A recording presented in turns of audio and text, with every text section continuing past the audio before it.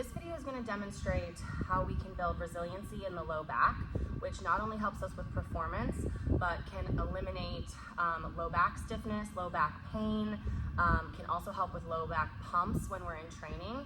And the purpose of this movement and this exercise is to train the multifidi. The multifidi is a deep spine muscle that doesn't get trained when we utilize back extension, reverse hyper at high intensity, high load inputs. It sort of gets surpassed and therefore it gets deconditioned. However, it is actually the initial and first muscle that is going to fire when we are doing stuff that requires the low back, whether it's stabilizing or going into back extension, which is essentially all of powerlifting. So there's a big opportunity here for folks to improve their performance, improve their positions, and also mitigate discomfort, pain, injury, etc. down the line.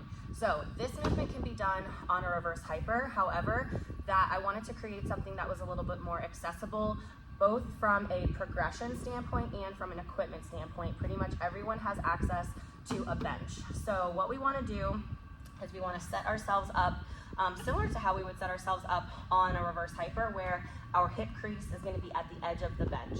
So you can imagine that if you were on the reverse hyper here, all of your body weight from the waist down is going to be loaded. So that's one of the reasons that this is a progression that's more accessible, because if your legs are hanging off the reverse hyper, all of that load is coming into the lumbar spine, and that might not be the right starting point for you.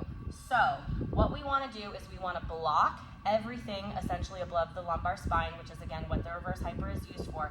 However, we want to set ourselves up in a position where we have a little bit of body weight here in our legs, but we're not totally like unloaded. We're not floating, okay? So we have load in the low back, but we have given ourselves essentially a kickstand by being able to like gently put the knees down or gently have the toes down.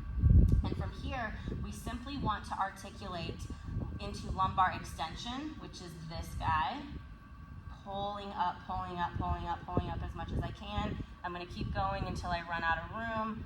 Right there for me, that's my end. And then conversely, I'm going to go slowly. I'm not just going to dump the pelvis forward. I'm going to actually use my spine to move my pelvis, not the other way around. I'm going to squeeze here, tuck my tailbone under. I'm going to try to bring my ribs down and my hips up toward my belly button, and that's it for me. I'm going to squeeze there, and then I'm going to go back into my lumbar extension, big time squeeze, and then reverse it.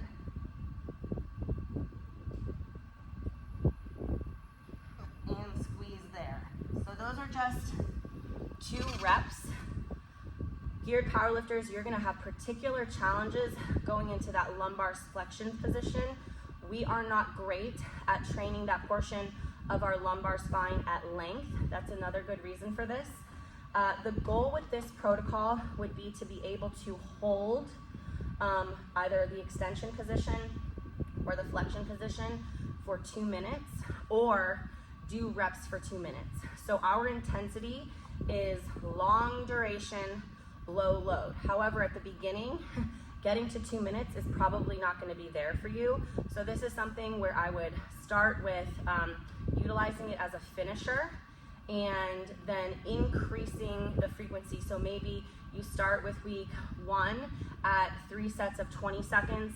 Week 2 might be 3 sets of 20 seconds or 3 sets of 30 seconds, and then you want to start to string together those time frames. So then maybe week 3 and week 4 might be going for 1 set of 30 and then 1 set for as long as you can, and then from there you're going to try to just go to like going for a minute. Okay, so we're working up to that 2-minute barrier, and what's important about this is, again, that the stimulus that we're looking for is low load, which is going to feel like high load initially. A lot of us have heavy legs, but low load for long duration, because we're not targeting the erectors on top. We're targeting the specific multifidi, and in order for that multifidi to receive a signal, the signal that it is susceptible to, the training signal that we want it to get, is low intensity, long duration, and that duration we want to work up to 2 minutes. If you're at some point able to surpass 2 minutes, then you can load it.